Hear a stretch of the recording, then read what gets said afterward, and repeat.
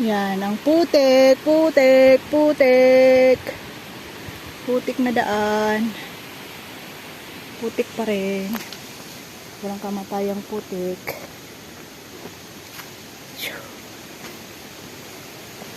Puro mga kaugatan.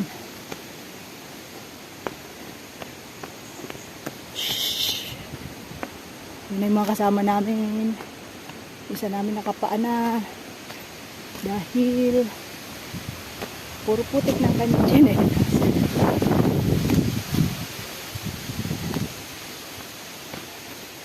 Approximately 1 hour daw po yung yung lakad papuntang Mount Buruwisan. So medyo malayo-layo at dahil nga hindi gaanong flat yung daan, so medyo mabagal ang lakad. Kailangan mo umiwas sa mga putik dahil maputik.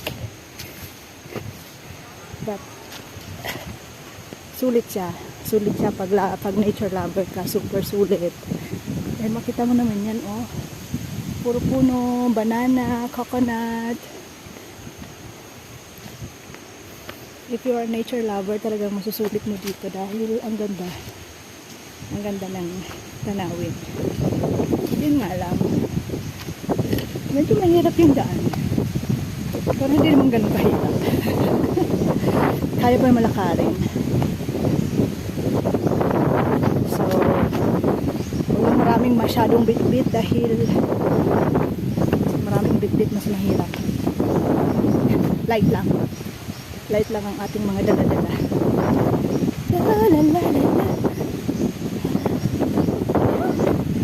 Yuhu! Yes! Nakaka-move on na siya!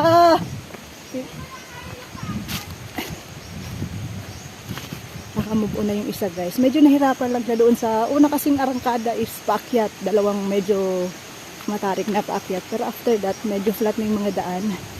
Pababa na siya. At medyo flat na. So, hindi na masyadong mahirap. Sa una lang, yung paakyat talaga. Galing doon sa starting point. Paakyat siya. So, yun doon siya nahirapan. Nakatapak siya sa putik. Hindi niya alam na malambot pala yun. Ayan ang nangyari. Kaya siya nakapaa. Dahil madulas na yung tsinelas niya. Mas lalo siyang nahihirapan. So, tinanggal niya ang kanyang tsinelas at nagpaan na lang siya. At ayan, nag-enjoy na naman siya. Pwede na, pwede na. Counting training na lang. Ganito pa naman yung mga bundok natin doon sa ay. Maraming mga puno ng niyog kasi di ba nagkukopra?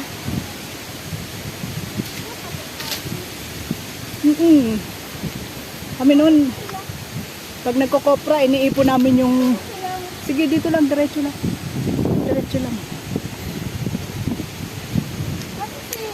ayan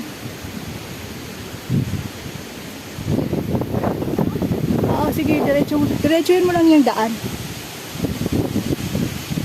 ayan sila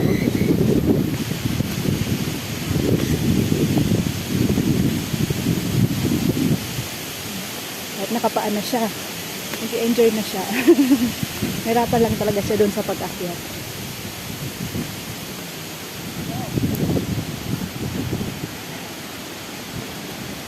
mahangin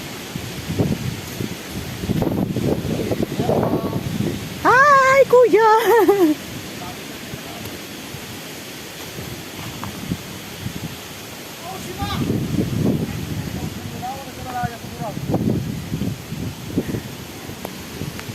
ayan dami puno Achi! Achi!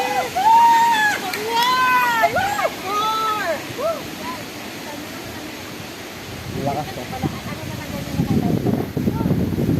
Achi! Woo! Yes, nakapaa. Nakapaa!